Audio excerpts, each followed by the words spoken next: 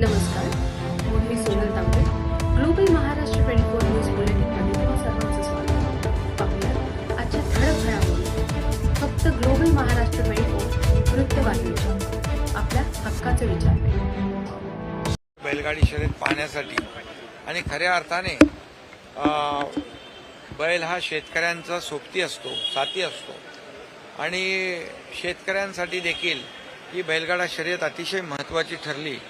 मोठ्या प्रमाणावर त्या ठिकाणी फॉर्च्युनर, त्याचबरोबर थार गाडी, ट्रॅक्टर, टू व्हीलर अशी मोठी बक्षिसं त्या ठिकाणी लावली होती आणि एक शेतकरी 10-15 लाख रुपये त्याच्यावर कर्ज होतं, तो फॉर्च्युनर जिंकला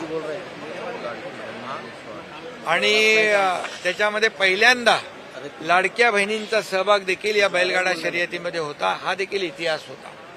श्वानांची शर्यत होती, म्हणजे बैल हा आपला शेतकऱ्यांचा मित्र आणि श्वान हा शेतकऱ्यांचा प्रामाणिक मित्र, अशा शर्यती त्या ठिकाणी रंगल्या होत्या आणि चंद्रहार पाटील यांनी अतिशय उत्तम आयोजन त्याचं केलं त्याबद्दल. आणि आज बक्षीस समारंभ होता.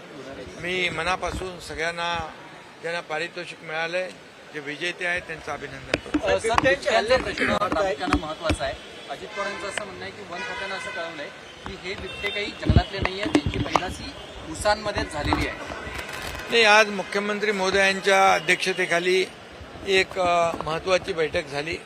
अजितदादाही होते आणि आम्ही सगळेच होतो. त्यामध्ये जे काही पुणे जिल्ह्यामध्ये जुन्नर असेल, शिरूर असेल, पारनेर असेल, अहिल्यानगर असेल, या अनेक ठिकाणी बिबट्यांची जी दहशत पसरलेली आहे आणि लोक भयभीत झालेले आहेत. मी स्वतः त्या ठिकाणी व्हिजिट करून आलो आणि दिवसा ढवळ्या बिबटे तिकडे फिरताना लोक पाहत आहेत. त्यामुळे आजची बैठक अतिशय महत्त्वाची होती आणि त्यामध्ये जो बिबट्या गावठाणाकडे, घराकडे, या ठिकाणी शेतीकडे येतो आणि त्याला तात्काळ जेरबंद करण्याचा निर्णय झालेला आहे. ट्रँग्युलाइज करणं आणि त्याला जेरबंद करणं, यासाठी निवारा केंद्र वाढवणं हाही निर्णय झालेला आहे. त्याचबरोबर जो नरभक्षक आहे त्याला, नरभक्षक बिबट्याला दिसताक्षणी गोळ्या घालण्याचाही निर्णय झालेला आहे आणि कुठल्याही परिस्थितीमध्ये माणसाचे जीव वाचले पाहिजे. तिथल्या लहान मुलांमध्ये एक भीतीचं वातावरण झालंय, पालकांमध्ये भीतीचं वातावरण निर्माण झालंय आणि म्हणून मोठ्या प्रमाणावर पेट्रोलिंग, पोलीस डिपार्टमेंट आणि फॉरेस्ट अशा प्रकारचे वन खात्याचे टीम आणि पोलीस या सगळ्यांनी गस्त वाढवणे, पेट्रोलिंग करणे, त्याचबरोबर या बिबट्यांचा जो काही वावर आहे तो कमी करणे, अशा प्रकारचे निर्णय त्या ठिकाणी झाले. त्याचबरोबर पिंजरे मोठ्या प्रमाणामध्ये त्या ठिकाणी उपलब्ध करून देणे हे देखील झालंय आणि रेस्क्यू सेंटर जे आहे ते वाढवणं, याच्यावर देखील निर्णय झालेला आहे.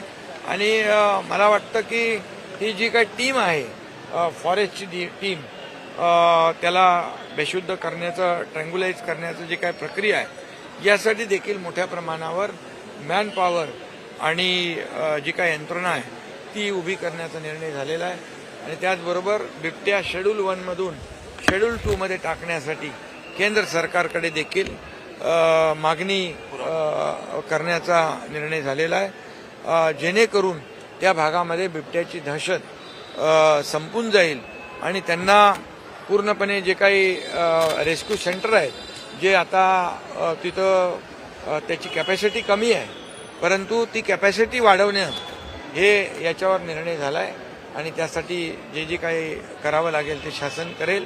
लोकांचा जीव बिलकुल महत्वाचा आहे. लोकांचा जीव वाचवणं याला प्राधान्य शासन देईल. ठाणे महानगरपालिकेमधल्या बीएसईबीची जे घर प्रकल्प आहे त्यामध्ये मुद्रांक शुल्कमध्ये अधिभार सवलत जाहीर केलेली आहे. जवळपास 6,343 गरीब कुटुंबियांना याचा फायदा होणार आहे. बीएसयूपीची घरं जी ठाण्यातली आहेत 6-7 हजार, त्यांना 1% स्टॅम्प ड्युटी भरावी लागत होती, परंतु निर्णय घेतलेला आहे की आता त्यांना फक्त जवळ 56,000 ते 1,34,000 पर्यंत ती रक्कम होत होती, पण आता फक्त 100 रुपयामध्ये त्यांना हे रजिस्ट्रेशन होणार आहे त्यामुळे लाखो रुपयांचा फायदा सर्वसामान्य BSVPमध्ये घरामध्ये राहणाऱ्या नागरिकांना होणार आहे.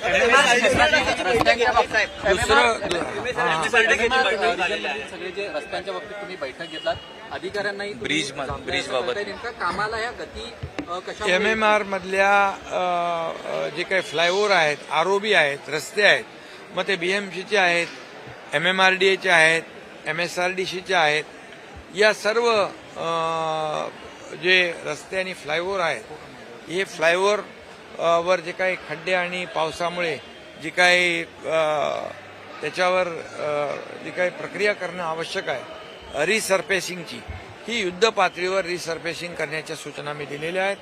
ताबडतोबीने काम सुरू करण्याच्या सूचना दिल्या आहेत. फेब्रुवारी एंडपर्यंत कंप्लीट हे फ्लायओव्हर, ROB आणि रस्ते स्मूथ झाले पाहिजे, रिसर्फेसिंगचं काम पूर्ण झालं पाहिजे, अशा प्रकारच्या सूचना मी दिलेल्या आहेत.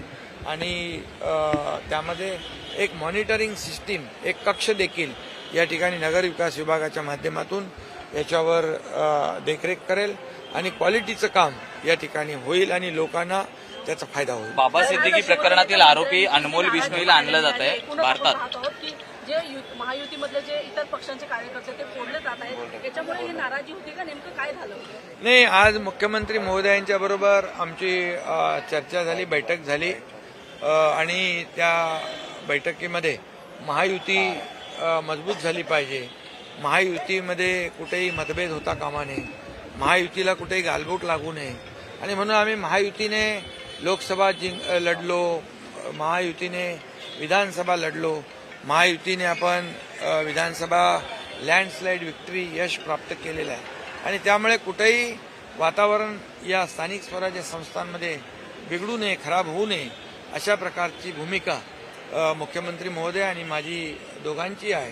आणि त्यामुळे यामध्ये मुख्यमंत्री महोदयांनी देखील सांगितलेलं आहे की आता जे इंटरनल जे प्रवेश आहेत, शिवसेना भाजप, भाजप शिवसेना किंवा महायुती, हे कुठल्याही परिस्थितीमध्ये घेतले जाऊ नये. प्रत्येकाने आचारसंहितेचं पालन केलं पाहिजे, म्हणजे आपल्या पक्षाची आचारसंहिता. आणि त्यामुळे मी देखील आमच्या सर्व पदाधिकारी कार्यकर्त्यांना सूचना दिलेल्या आहेत आणि मुख्यमंत्री महोदय स्वतः त्यांच्या देखील कार्यकर्त्यांना आणि त्यांच्या पदाधिकाऱ्यांना अतिशय सक्त सूचना देतील आणि महायुती कुठेही महायुतीमध्ये मिठाचा खडा नाही, गालबोट लागणार नाही आणि मतभेद होणार नाही याची काळजी घ्या. अनमोल बिश्नोई प्रकरणात बाबा सिद्दीकी हत्या प्रकरणातील आरोपी अनमोल बिश्नोईला भारतात आणलं जात आहे. मुख्यमंत्री आणि आमची चर्चा झाली, बाबा सिद्दीकी प्रकरणातील अतिशय व्यवस्थित चर्चा झाली. बाबा सिद्दीकी प्रकरणातील आरोपी अनमोल बिश्नोईला भारतात आणलं जात आहे. कसं पाहता? प्रत्यारोप मोठं आहे हे. खरं म्हणजे बाबा सिद्दीकी आपले लोकप्रतिनिधी होते आणि ही त्यांची हत्या ही खरं म्हणजे एक दुर्दैवी घटना घडलेली आहे, दुःखद घटना घडलेली आहे आणि म्हणून जी काही हत्या, पोलीस त्याचा तपास करतायत, गृह विभाग तपास करतायत, मुख्यमंत्री महोदय स्वतः त्यामध्ये लक्ष घालून आहे. त्यामुळे त्याचे मारेकरी जे आहे हे अटक झाले पाहिजे अशी भूमिका सरकारची आहे.